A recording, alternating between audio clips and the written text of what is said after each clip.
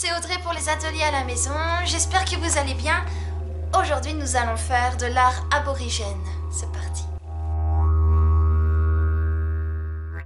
Et c'est parti pour un diaporama en images avec l'art aborigène australien. La plupart des œuvres aborigènes étaient éphémères. Il s'agissait de peintures corporelles, de dessins sur le sable, de peintures végétales au sol. Mais à partir des années 70, et pour éviter la disparition totale de leur culture, les aborigènes ont abordé la peinture acrylique sur toile. Les toiles ne sont jamais signées. Même si l'auteur artiste est connu, il estime qu'il n'est pas propriétaire de son œuvre, mais que celle-ci appartient à toute sa communauté. Les aborigènes australiens peignent avec des petits bâtons de bois taillés très fins, comme des cure-dents par exemple, des pinceaux fabriqués avec leurs propres cheveux, quelquefois avec leurs doigts. Ils dessinent des milliers de petits points, les uns à côté des autres. Ils peignent à l'aide de pigments naturels, ocre rouge, ocre jaune, blanc et noir. Ils figurent les campements, les points d'eau, les grottes, les chemins, les personnages qui sont souvent représentés par des hues, car vus d'en haut, des traces d'animaux, mais rarement les animaux eux-mêmes, les plantes et les astres. L'espace entre les signes est comblé par des points ou des bandes de couleurs. On dit que les aborigènes peignent pour faire vivre le monde. Chaque toile est un chant. Les aborigènes peignent d'après un chant qui raconte les histoires des grands ancêtres, ceux qui ont inventé le monde. Pour les aborigènes, le temps du rêve est une inspiration. On dit que c'est la plus ancienne tradition picturale au monde. Elle daterait de plus de 40 000 années. Cette tradition ne s'est jamais arrêtée, une tradition transmise de génération en génération. Le temps du rêve est un temps sacré. Le rêve, c'est ce qui a initié la vie dans le monde.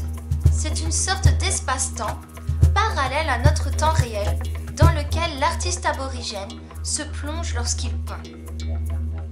Les grands ancêtres sont issus de mythes, ils sont représentés en tant qu'êtres semi-végétal ou animal, ou liés à un élément naturel comme la pluie ou le vent. L'histoire dit que ces grands ancêtres parcouraient le monde en chantant dans un monde parallèle pour rendre celui-ci plus beau. Ils chantent l'eau, les rivières, les étoiles, et par leurs chants naissaient les paysages. De nos jours, les aborigènes continuent de chanter les aventures des grands ancêtres et de peindre leurs histoires. Peindre est un devoir. Ces grands ancêtres, pour leur voyage sur Terre, ont créé des itinéraires décrits par les chants. Lorsque l'aborigène peint, il réactualise ce que les grands ancêtres avaient pu manifester dans leurs itinéraires. Ainsi, les histoires continuent de vivre. Les traditions nourrissent le présent. Peindre est une répétition qui entretient la vie. Ils ont le devoir d'honorer la vie à travers les chants et les peintures. On peut dire que les peintures des aborigènes australiens représentent comme des cartes du monde.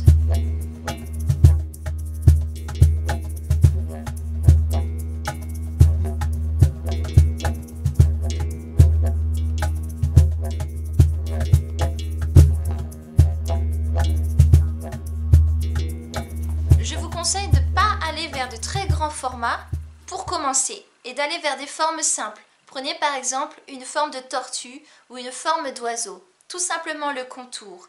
Vous remplissez la forme avec un aplat de couleurs, le contour avec une autre couleur et vous faites tous les détails avec des petits points de coton-tige ou de cure-dent avec des couleurs différentes. Je vous conseille de ne pas faire sur de trop grands formats parce que vous allez vous rendre compte que faire des petits points, c'est très long. Et pour arriver au bout de ce travail, je vous conseille de commencer avec un format A4 voire A3. Pour la surface, je vous conseille du papier craft ou des enveloppes. Si vous avez des feuilles de couleur, privilégiez les couleurs naturelles comme le kaki, l'ocre, le marron, le orange, le rouge. Et nous allons avoir besoin de peinture, acrylique si possible, mais gouache, c'est possible aussi. Si vous n'avez pas de peinture à la maison, ce n'est pas grave. Vous pouvez faire de l'art aborigène avec du café, avec du chocolat fondu, avec de la terre, avec du jus de betterave. Privilégiez les couleurs naturelles, pas plus de 5, dans lesquelles il y aura le noir et le blanc.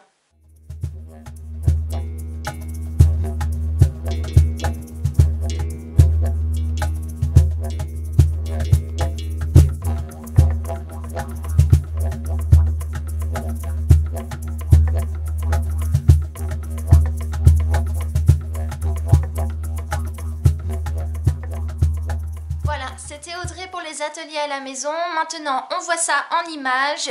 J'ai fait une petite démonstration pour vous en version rapide. Prenez bien soin de vous.